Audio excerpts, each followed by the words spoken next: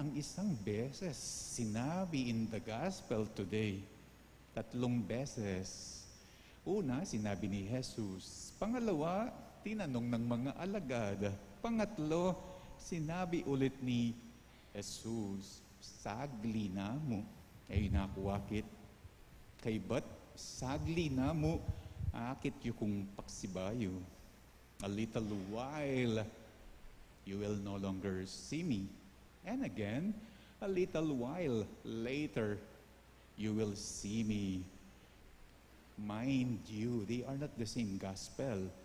Yung last Sunday gospel, galing sa chapter 14 ni John. Our today's gospel, galing sa chapter 16.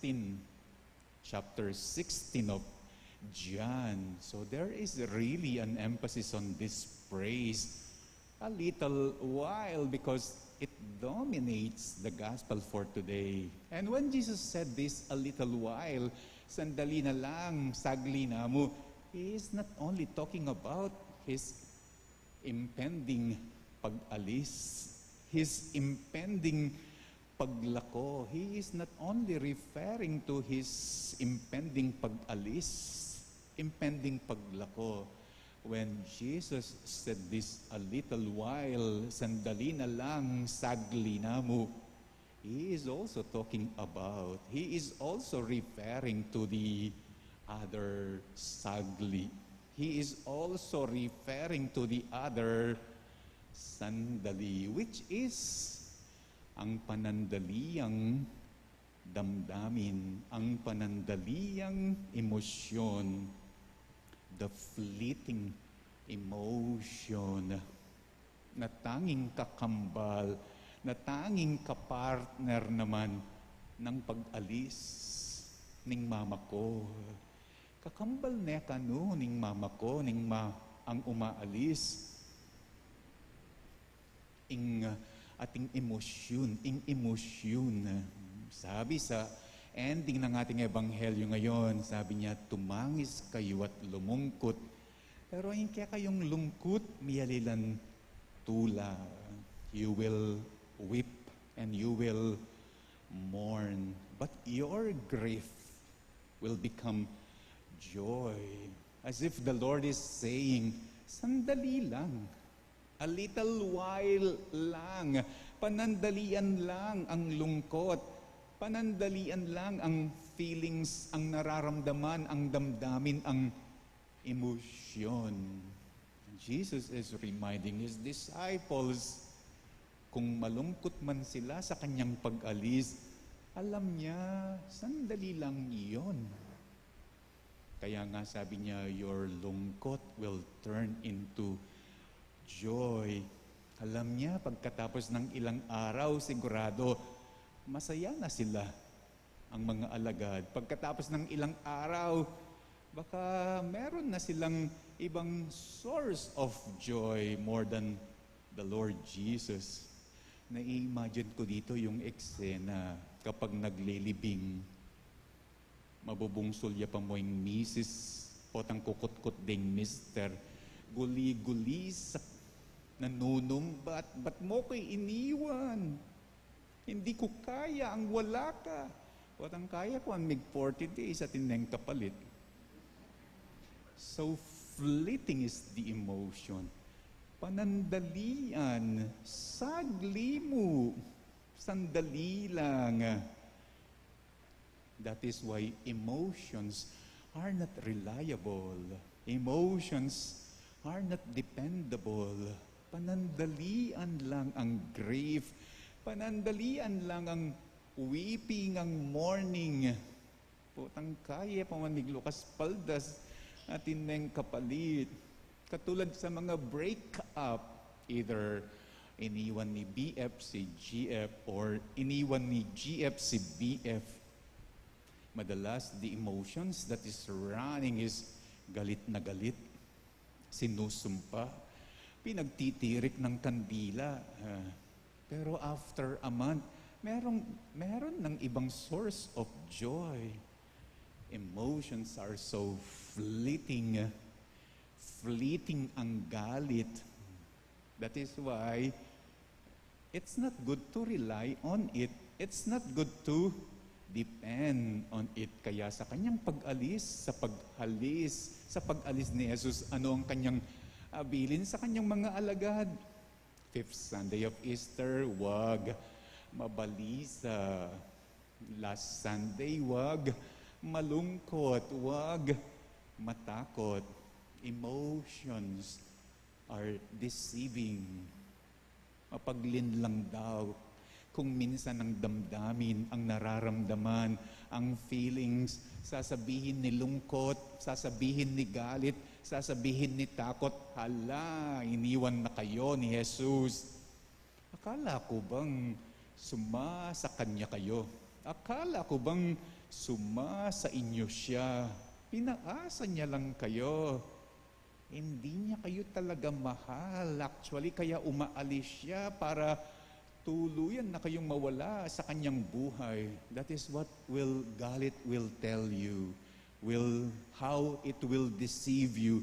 That is how lungkot will tell you. Takot will tell you. Saglimuing emotions. Sandali lang. Fleeting. Do not rely on emotions. Do not listen to what your emotions tell you. Huwag magpadala sa damdamin, sa nararamdaman dahil sandali lang ang mga yan. Rely on what is not fleeting. Depend on what is constant. Ano ang hindi sandali? Ano ang hindi fleeting? Ano ang constant? Well, when you are overwhelmed with emotions, lungkot, galit, takot, rely on what is constant. What is constant? Ano yung hindi sandali? Ano yung hindi fleeting? It's the only Lord. It's only the Lord who is constant, who is not fleeting, who is not sandali lang. Sabi nga nila, pag-ibig niya'y hindi nagmamaliw. And He is always faithful.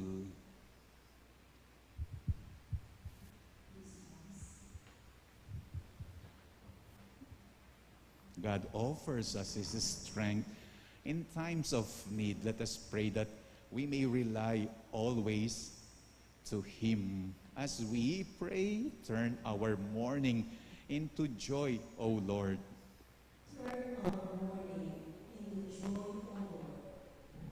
That the Church may give courageous witness and boldly proclaim Christ's message to the world. Let us pray to the Lord. Turn our mourning into joy, O Lord. That those who live in loneliness and despair may experience the comforting presence of God's love. Let us pray to the Lord. Turn our mourning into joy, O Lord. That those who feel low or depressed may realize the true worth of their lives. Let us pray to the Lord. Turn our mourning into joy, O Lord. That in their weakness, the sick and the handicapped may discover the power of the risen Christ. Let us pray to the Lord.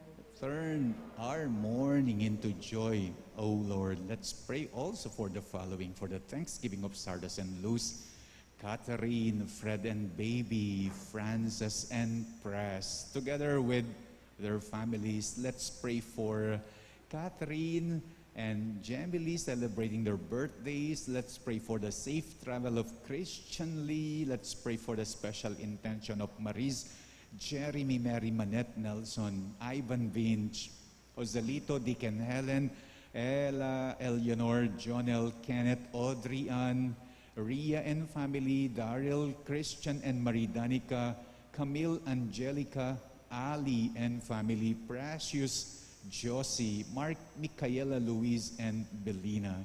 Let's pray for the speedy recovery, good health, and healing of Among Raul, Remigio, Sister Benita, Melissa, Ronnie, Perry, Rose, Milgar, and Antoinette, Clarita, Irene, Jerwin, Clifford, Ray, Librada, Marita, Jennifer, Edith, Josephine, Evelyn Antacao, Emiliano, Luz, Elaine Joy, and Miguel Victor, and all our sick relatives and friends and those with COVID at present. Let's pray for the guidance and protection of the Holy Spirit for the families of Annie, of Antonio and Josepina, of Alfredo Jr. and Amelia, of Bert and Angie, and of Imelda and Clifford Ray.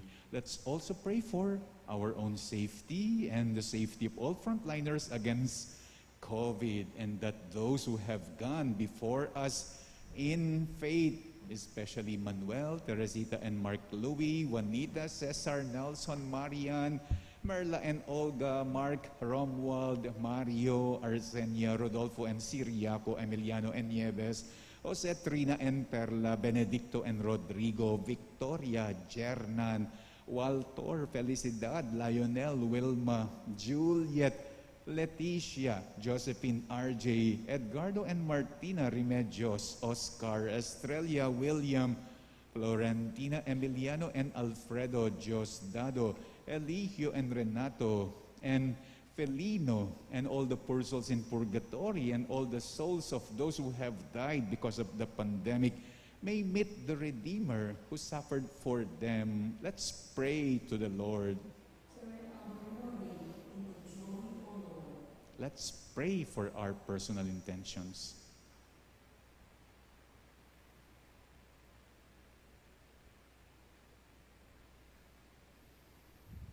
Father of fullness, full of goodness and love, look with mercy upon your people for their shortcomings. Sustain them in their trials, and let your love come upon them. We ask this through Christ our Lord. Amen.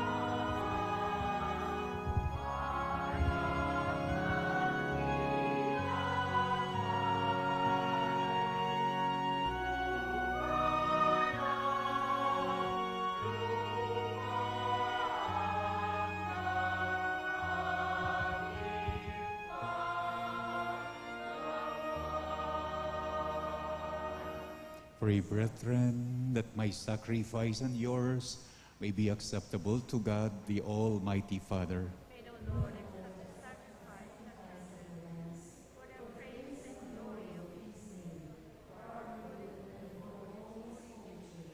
Let us pray.